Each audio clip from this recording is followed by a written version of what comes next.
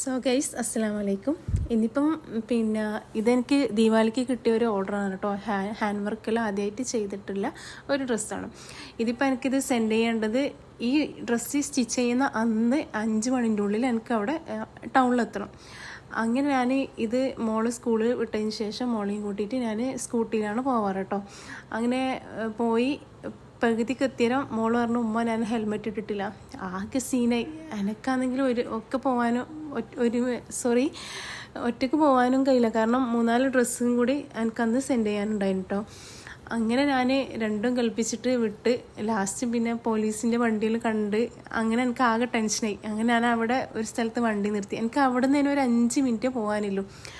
പക്ഷേ എനിക്കെന്തോ ഒരു പേടിയായിട്ട് ഞാൻ അവിടെ വണ്ടി നിർത്തിയ ശേഷം സാധനമെല്ലാം എടുത്തിട്ട് ഞാൻ വെച്ച് ഓട്ടോന് പോകാമെന്ന് വിചാരിച്ചിട്ട് അവിടെ ഞാൻ എത്തലും പിന്നെ എൻ്റെ മുന്നിലൊരു ബസ് വന്ന് ആ ബസ്സിൽ കയറിയിട്ടാണ് ഞാൻ ഈ ഒരു സാധനം സെൻഡ് ചെയ്തിട്ട് വന്നത്.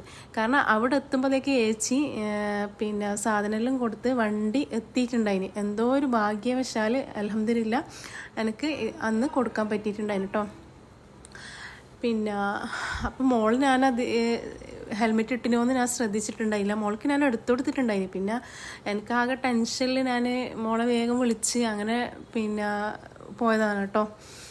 അങ്ങനെ ഈ ഒരു സ്റ്റിച്ചിങ്ങെല്ലാം സ്റ്റാർട്ടെല്ലാം ചെയ്ത് അതിൻ്റെ ചെറിയൊരു ഇത് ഞാൻ ഇടാമെന്ന് വിചാരിച്ചിട്ടുണ്ട് കേട്ടോ.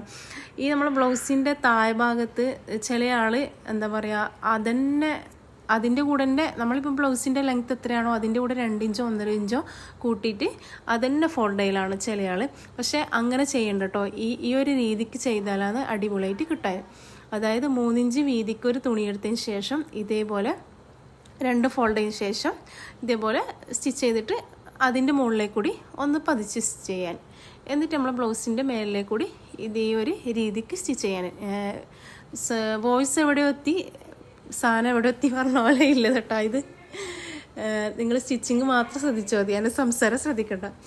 അങ്ങനെ ഈ ഒരു രീതിക്ക് സ്റ്റിച്ച് ചെയ്തതിന് ശേഷം ഇതിൻ്റെ മുകൾ ഭാഗത്ത് സ്റ്റിച്ച് ചെയ്യുന്നതിന് നല്ലത് ഹെമ്മിങ് ചെയ്യലാണ് കേട്ടോ. ഞാൻ തിരക്ക് മൂലം ഞാൻ അതിൻ്റെ മേൽ സ്റ്റിച്ചിങ് തന്നെയാണ് കൊടുത്തിട്ടുണ്ടായത്.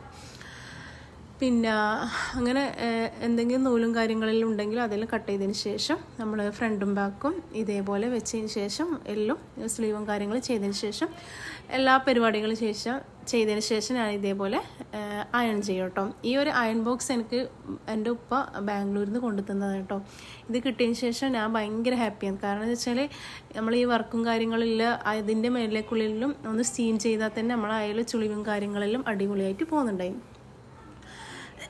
എന്താണെന്ന് വിചാരിച്ചാൽ നമ്മൾ ഈ സ്കേർട്ട് പോർഷൻ സ്റ്റിച്ച് ചെയ്യൂലേ, അതിൻ്റെ ഒരിത് നമ്മൾ വേസ്റ്റ് ഭാഗത്ത് ഇതേപോലെ പ്ലീറ്റ് ഇട്ടിട്ട് സ്റ്റിച്ച് ചെയ്യൂലേ, അതുപോലെ തന്നെ താഴെ ഭാഗത്തും അതേപോലെ സ്റ്റിച്ച് ചെയ്തതിന് ശേഷം അതായത് ലോങ് സ്റ്റിച്ച് ഇട്ടിട്ട് ഒന്ന് അയൺ ചെയ്യാൻ. അപ്പോൾ നമുക്ക് ഈ ഒരു പ്ലീറ്റ് അടിപൊളിയായിട്ട് കിട്ടും.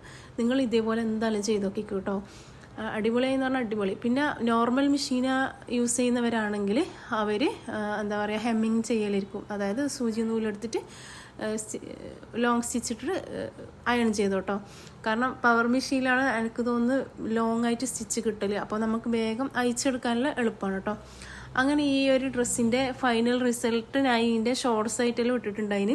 നിങ്ങൾക്ക് ഇതുപോലത്തെ ഡ്രസ്സും കാര്യങ്ങളും ഹാൻഡ് വർക്ക് കാര്യങ്ങളെല്ലാം വേണമെന്നുണ്ടെങ്കിൽ എൻ്റെ ഇൻസ്റ്റ പേജിലോ വാട്സപ്പിലോ മെസ്സേജ് ചെയ്യണം കേട്ടോ. അപ്പോൾ ഇതാണ് ഫൈനൽ റിസൾട്ട്.